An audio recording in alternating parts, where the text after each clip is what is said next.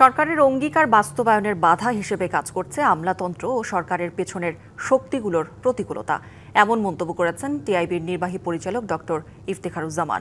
তিনি বলেন, বর্তমান সরকারের কর্মকাণ্ডের কিছু দৃষ্টান্তের কারণে ব্যতিক্রমী ও নতুন ধারার নেতৃত্ব দেখতে পেলেও অনেক ক্ষেত্রে বিপরীতমুখী চর্চাও রয়েছে।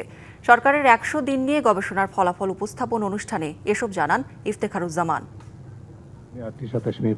ত্রয়োদশ জাতীয় সংসদ নির্বাচন পরবর্তী সরকারের ১০০ দিন সুশাসন প্রতিষ্ঠা ও দুর্নীতি বিরোধী প্রতিশ্রুতি বাস্তবায়ন পর্যবেক্ষণ শীর্ষক প্রতিবেদন উপস্থাপন করেছে বাংলাদেশ ট্রান্সপারেন্সি ইন্টারন্যাশনাল টিআইবি। প্রতিবেদনে সরকারের ১০০তম দিনের কার্যক্রম পর্যালোচনা করে পর্যবেক্ষণে বলা হয়, অংশীজনদের প্রত্যাশা ও সুপারিশ আমলে না নিয়ে বেশ কয়েকটি অধ্যাদেশ আইনে পরিণত করা হয়েছে। ভিন্ন মতের মানুষের বিচারের ক্ষেত্রে এখনো পুরনো সংস্কৃতি বিদ্যমান। মন্ত্রী হিসাবে কয়েকজন ঋণখিলাপি ও ফৌজদারি অপরাধে অভিযুক্তদের নিয়োগ সহ বিএনপি পূর্বে র্যাব বিলুপ্তির দাবি করলেও ক্ষমতায় আসার পর র্যাবকে শক্তিশালী করার উদ্যোগ নেওয়া হয়েছে।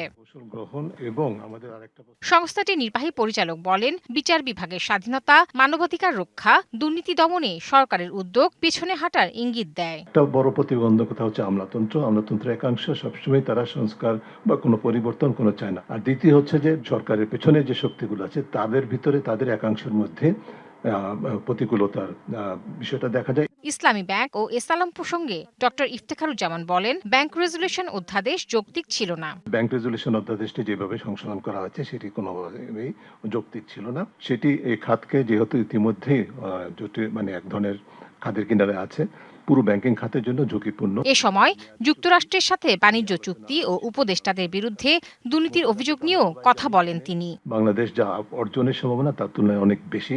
নগদ নিয়ে এলো হার না মানা হার অফার। সর্বনিম্ন ১০,০০০ টাকা রেমিটেন্স নগদে পাঠালে থাকছে স্বর্ণের হার জেতার সুযোগ। আমাদেরকে কম্প্রোমাইজ বা স্যাক্রিফাইস করতে হচ্ছে।